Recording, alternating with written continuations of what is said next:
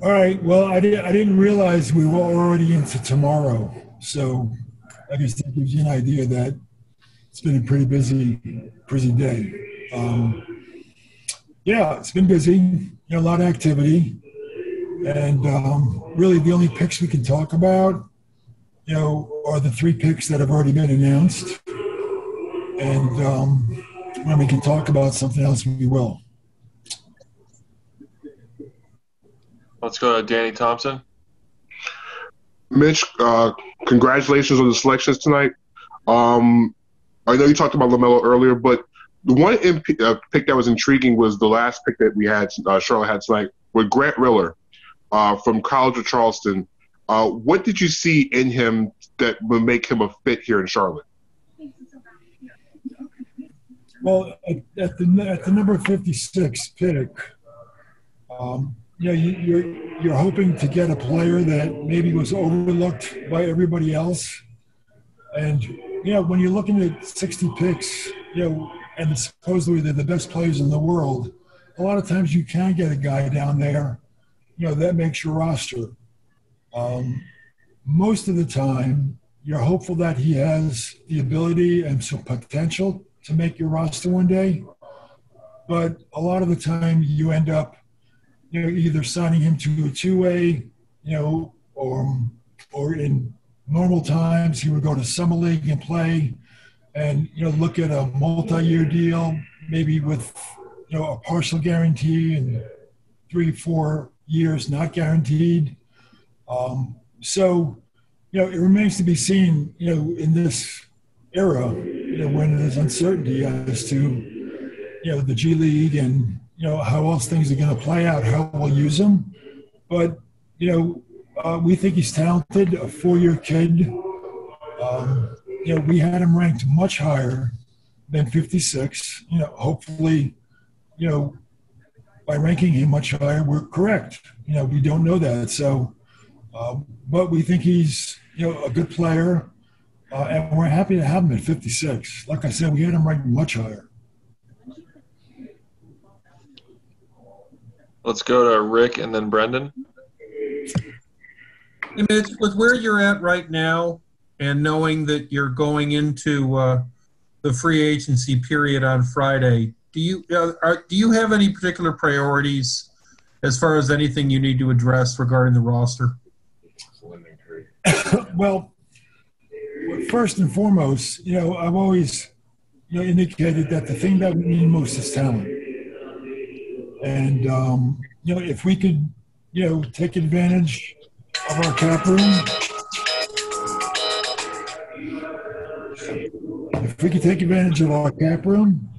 and, add a significant level of a talented player, then that would be something that we would look to do.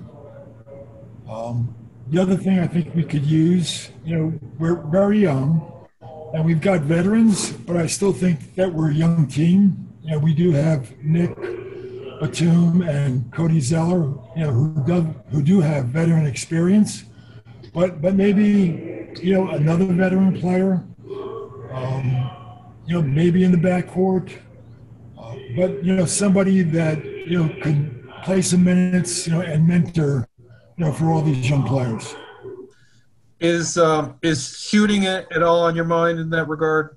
Yeah, actually, we're looking right now. We're working on Exhibit 10s, and I believe we do have one more two-way. So that is a focus. Now, in terms of free agency, yeah, I mean, if you can get that one talented player, you would hope that he'd be able to shoot the ball. In this day and age, you need shooters. But right now, it's a focus, with our Exhibit 10s and two-ways. We have to acknowledge that is a need. But what you're talking about is the roster, and we do have 2 spots open. We do have cap room. We would hope if we do find a player that's a skill that player would have. Thanks. Let's go to Brendan Marks. Hey, Mitch. Brendan Marks from The Athletic. Thanks for doing this. I wanted to ask you about Vernon Carey and what you saw in him that made him such an attractive prospect. And I know that since the end of the college season, he's lost a significant amount of weight, been working a lot on his shooting and lateral quickness. How do you see his game fitting in at the next level? Well, I didn't go to Duke to see him, but I was at a Carolina game, and they were playing Duke. So that's where I saw him. And the skill level, his size, he has great hands. And my understanding is that in the last, months, right, 6, 7, 8 months, he's lost over 30 pounds. And I've watched some workouts, and we've interviewed him, which is basically all we've been allowed to do. So I thought he was a little bit, out of shape last year, a little bit heavier than he needed to be, and he was still a prospect. As you know, he was a great high school prospect, great size, and he can really shoot the ball too. So his skill level is very, very high. I thought last year he was not in great shape and heavy, and he's lost between 30 and 40 pounds. So he looks pretty good, based on the exposure that we've had to him, which is really just video. Thank you. Let's go, Jason Huber. Hey, Mitch. I hope you're doing well tonight. I'm wondering, Coach Brago mentioned when we just talked with him a little bit ago about how he could see this team playing a lot of very positionless basketball next season, and he believes you guys got a lot better offensively too with positionless basketball. You mentioned the game's going a lot more towards shooting. How do you envision that kind of going, and where do you see kind of positionless also working defensively? Yeah, well, we've got all our bases covered in terms of size, right? We've got 3 players almost 6'11" or 7 feet tall, so we've got that position covered. We got the power forward and backcourt players, so we've got all the traditional positions covered. Now, clearly, 2 of our players in the front court are very young, which Gary and another player yet to be named. I don't know how much they would play. They're young and they would have to earn their time. Having said that, we'll probably build off to a great degree the style of play that we played last year with the players that we played with last year. Now, adding LaMelo, I think just enhances our ability to play fast and, somewhat positionless. The Martin brothers, Miles and PJ, they're all pretty versatile. So I would expect, that we would continue to play the same way. And you do need size in this league still, but they're young. And I think, at least today, Cody Zeller is going to be, an important veteran for us this year. Danny Thompson. Mitch, a follow-up on LaMelo. I asked Coach Brago. I talked about how it's good to have a guy that played professionally before coming into the NBA.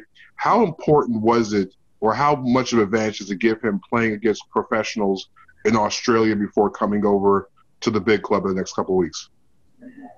Well, I mean, it is important. I mean, a lot of times, I remember when the early entry rules allowed high school players, right, to come into the draft right out of high school. And I would go to high school gyms and I would watch, a prospect who's 17 years old, playing in a game against, 15 and 16-year-old players.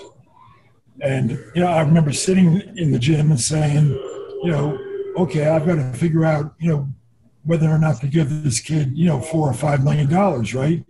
And he's playing against, he's clearly the best player on the court, and he's playing against either guys his age, or sophomores or juniors in high school. So, the fact that, at 18 or 17, And I'm not even sure he turned 19 when he was in Australia. He might have just been 18. To play against, grown men in Lithuania and in Australia, that tells you something. Because those guys, it's not like it's a pickup game. They're all playing for money. They want to win a spot. They want to win a game. So they're playing for real. And you're talking about guys anywhere from 22 to 38 years old.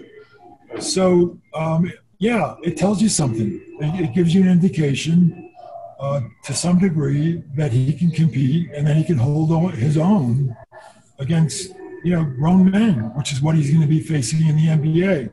Now, I'm not saying that the league in Lithuania and the league in Australia is the same as the NBA, because clearly it's not.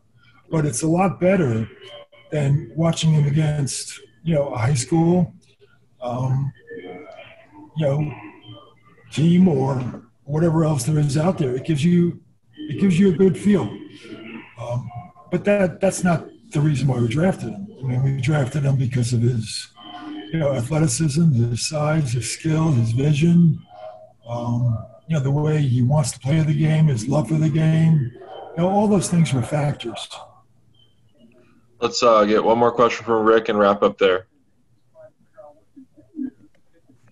Hey, Mitch, have you made any decision yet on whether Dwayne Bacon gets a qualifying offer? No, we haven't. And when we do, we'll notify, Dwayne and his agent, and then we'll notify the press. There is a date that has to be done, and it's coming up very quickly. So we hope to have that information out in the next day or two.